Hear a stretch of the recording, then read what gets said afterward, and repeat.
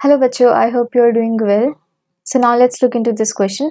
So the question says collect the 5 samples of the palindromic DNA sequence by consulting your teacher and better try to create a palindromic sequence by following the base pair rules. ये तो बहुत easy question है.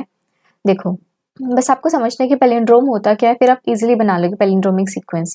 For example अगर हम इसको यहाँ पे लिखें Malayalam,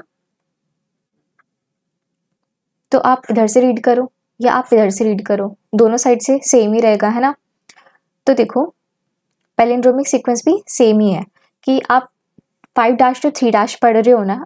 for example in the first strand में आप 5' to 3' पढ़ो तो क्या बोलोगे आप, GAATTC. ठीक है. फिर जिसका कॉम्प्लीमेंट्री स्ट्रैंड होगा उसका कॉम्प्लीमेंट्री स्ट्रैंड क्या है, this one is its complementary strand.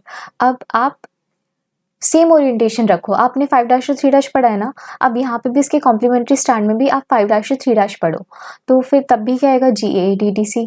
अगर आपका मन कर रहा है कि 3' to 5' पढ़ना तो वो भी आप रीड कर सकते हो, जैसे कि आप 3' to 5' पढ़ो तो क्या आएगा, CTTAAG. सिमिलरली अगर इसका कॉम्प्लीमेंट्री स्टैंड देखो, ओरिएंटेशन सेम रखनी है, ओरिएंटेशन हमें सेम रखनी है. 3' to 5' पढ़ा, यहाँ पे भी 3' to 5' पढ़ो, क्या आएगा, CTTAAG. ठीक है. तो अब हम कुछ पैलिंड्रोमिक सीक्वेंसेस कुछ डिस्कस करने वाले हैं. एंड ये बेसिकली क्या है, रिकॉग्निशन साइट है. रिकॉग्निशन साइट की रेस्ट्रिक्शन एंजाइम आएगी, रिकॉग्नाइज करेगी वो सीक्वेंसेस को और 4 to 8 बेस पेयर्स. तो वहाँ पे जाके वो क्लीव करा देगी. किसको क्लीव कराएगी, फॉस्फोडाइस्टर लिंकेज को, without causing any harm to the nitrogenous bases. So these, देखो अगर हम बात करें इको R1 की, तो ये रहा उसका पैलिंड्रोमिक सीक्वेंस, या हम बोल सकते हैं इसका रिकॉग्निशन सीक्वेंस. इस सीक्वेंस को वो रिकॉग्नाइज करेगी कि डीएनए में कहाँ कहाँ वो सीक्वेंस प्रेजेंट है. अब इसका ये कट करती है या क्लीव करती है बिटवीन A एंड G. ठीक है, A एंड G की साइड हमने क्लीव किया. तो अब आप मुझे बताओ कि यहाँ पे फिर क्या प्रोड्यूस होगा, this is going to form the sticky ends.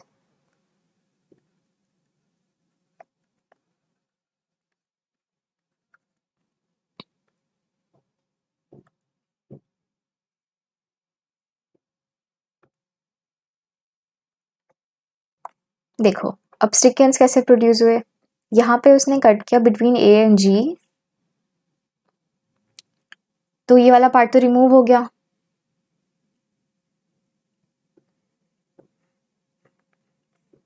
तो कुछ ऐसा पार्ट बचेगा एंड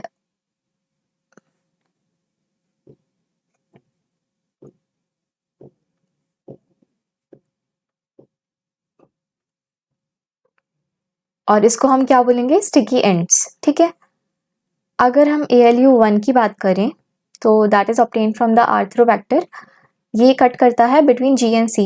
देखो यहाँ पे बिटवीन G एंड C, इधर वाले जो इसका कॉम्प्लीमेंट्री स्टैंड है उसमें भी बिटवीन G एंड C किया उसने क्लीव.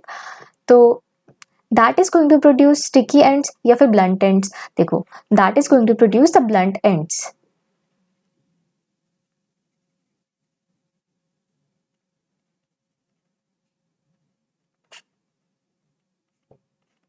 अब BAM-H1 देखते हैं, that is obtain from the bacillus. तो इसकी जो रिकॉग्निशन साइट है दैट इज GGATCC. ठीक है, ये बिटवीन G एंड G को जाके क्लीव करेगा. तो यहाँ पे क्लीव किया, यहाँ पे क्लीव किया. सो अगेन जैसे इको R1 का केस था, same sticky ends would be formed.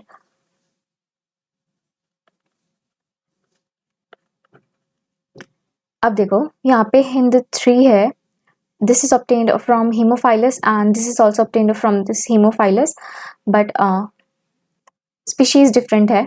तो जो HindIII है, फॉर एग्जांपल AAGCTT, इसका जो रिकॉग्निशन सीक्वेंस है दैट इज दिस वन, और ये बिटवीन A एंड A जाके क्लीव करेगी, between A and A and this is a palindromic sequence. आप रीड कर लो, चाहे 5' to 3' रीड कर लो, इधर से भी 5' to 3' रीड कर लो, सेम पड़ेगा.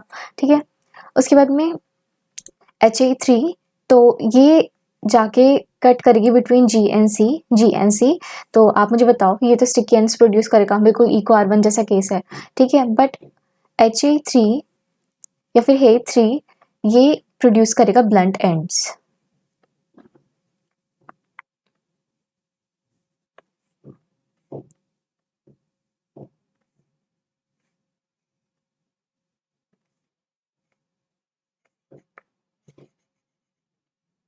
So I hope you understood it well and all the best.